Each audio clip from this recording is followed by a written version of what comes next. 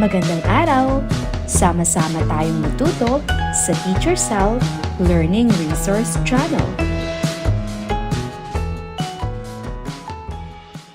Araling Panlipunan 5, Quarter 4, Week 8, Kilosang Propaganda, Kanilang Misyon at Misyon, ang La Solidaridad at ang La Liga Filipina. Isulat sapat lang ang tama o mali. Isa sa layunin ng kilosang propaganda ay maging pantay ang mga Espanyol at Pilipino sa harap ng batas.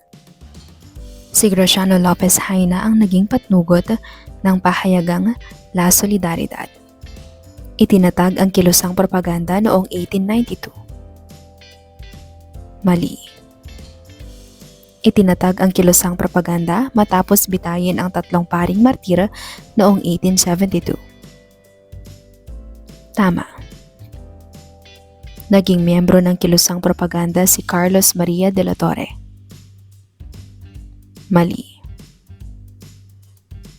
Sa iyong palagay, bakit kaya ang pagbitay o pagpapatay sa gumbursa o sa tatlong paring martira ang sinasabing isa sa pinakamalaking pagkakamaling nagawa ng mga Espanyol?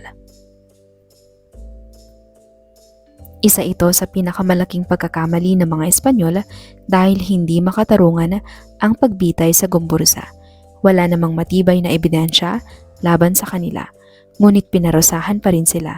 Dahil dito, lalo pang nagising ang damdaming makabayan ng mga Pilipino at mas lumakas ang kanilang hangarin na lumaban para sa kalayaan. Buuin ang mga salitang tinutukoy sa bawat bilang. Isulat ito sapat lang. Pagmamahal sa bayan. Nasyonalismo. Tawag sa kasapi ng kilosang propaganda. Propagandista. Pangkat o samahan. Kilosan. Isang uri ng paglilimbag na naglalaman ng balita, impormasyon at patalastas. Pahayagan. Isang pagbabago o pagpapatupad ng mga pagbabago sa umiiral na kalagayan, sistema o pamamaraan upang ito ay mapabuti o mapahusay. Reforma. Para sa ikalawang araw, kilosang propaganda, kanilang misyon at bisyon, ang La Solidaridad at ang La Liga Filipina. La Solidaridad. Ang mga kasapi ng kilosang propaganda ay tinatawag na propagandista.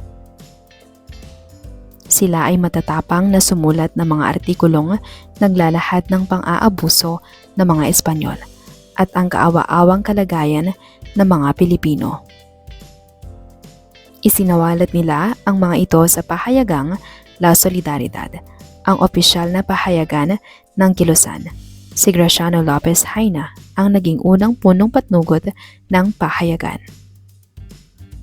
Siya ay isang mahusay na mananalumpati at manunulat.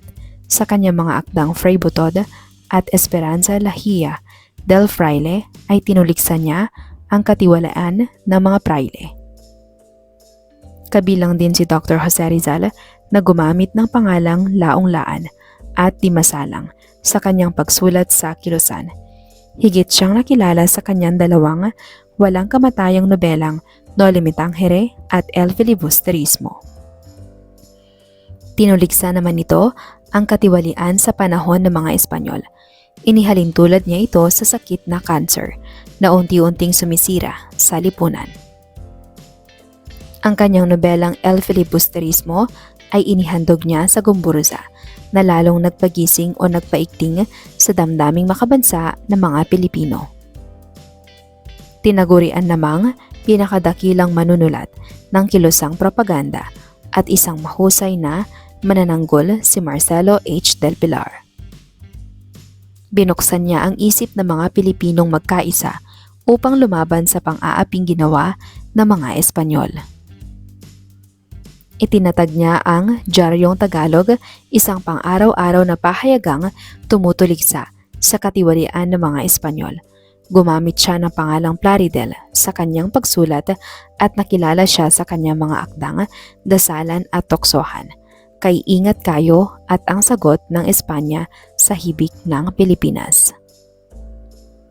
Ang ilan pang kilalang propagandista at ang kanilang pangalan sa panulat ay sina Antonio Luna o Tagailog, Jose Maria Panganiban o Jumapa, Mariano Ponce o Tikbalang, Naning at Kalipulaco, at iba pa. La Liga Filipina. Isang samahan ang itinatag ni Jose Rizal nang siya ay magbalik sa Pilipinas noong 1892. Ang La Liga Filipina, ito ay isang mapayapang samahang nagsasabing ang sino mga Pilipinong nagmamahal sa bansa ay maaaring umanib sa samahan. Ito ay may layuning pag-isahin ng mga Pilipino.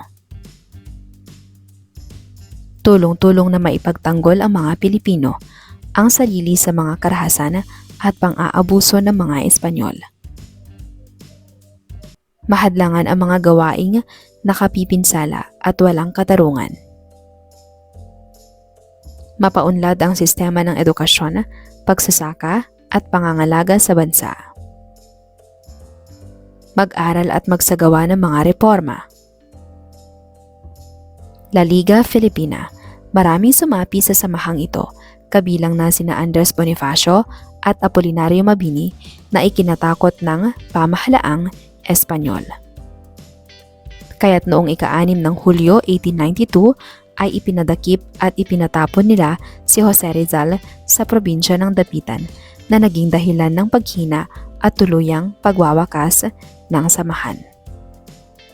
Malaking bahagi ang ginampanan ng samahang ito upang higit na mag-alab ang damdaming nasyonalismo ng mga Pilipino. Sa gisag, aking itatatag. Hanapin sa Hanay B ang tinutukoy sa Hanay A. Isulat sapat lang ang iyong sagot. Hanay A, Jumapa, Laong Laan, Plaridel, Tikbalang, Tagailog. Sa Hanay B naman, Antonio Luna, Mariano Ponce, Jose Maria Panganiban, Marcelo H. Del Pilar, Jose Rizal. Narito ang mga tamang kasagutan. Basahing mabuti ang mga katanungan at bilugan ng titik ng tamang sagot. Ito ay may layuning pag-isahin ng mga Pilipino at tumulong na maipagtanggol ang mga Pilipino ang sarili sa mga karahasan at pang-aabuso ng mga Espanyol. La Liga Filipina, La Solidaridad, Propaganda, Katipunan. Sa papaanong paraan nakipaglaban ang La Liga Filipina? Sa madugong labanan, sa mapayapang paraan, sa pagkikipaglaban, wala sa nabanggit. Sino ang nagtatag ng samahang La Liga Filipina? Marcelo H. Del Pilar, Carlos Maria de la Torre, Jose Rizal, Antonio Luna. Siya ay tinaguriang dakilang lumpo. Marcelo H. Del Pilar, Apolinario Mabini, Jose Rizal, Antonio Luna. Siya ang naging unang punong patnugot ng pahayagang La Solidaridad. Graciano Lopez Haina, Apolinario Mabini, Jose Rizal, Antonio Luna. Narito ang mga tamang kasagutan. Buuin natin. Sa pamamagitan ng T-chart, magbigay ng mahalagang impormasyon tungkol sa buhay ng bawat isa at ang kanilang mga naging ambag upang magising ang nasyonalismo ng mga Pilipino. Pagkatapos ay kompletuhin ang pangungusap sa ibaba. Mga manunulat: Graciano Lopez Haina, Jose Rizal, Marcelo H. Del Pilar. Gusto kong tularan si Patlang dahil Patlang. Sa ikalawang column, isulat ang mahalagang impormasyon tungkol sa buhay. Para sa ikatlong araw, kompletuhin ang talahanayan. Samahan o pahayagan, La Liga Filipina, La Solidaridad, paraan ng pagkikipaglaban sa mapayapang paraan. Isulat ang layunin at mga natatanging lider at miyembro ng samahan. Narito ang mga posibleng kasagutan.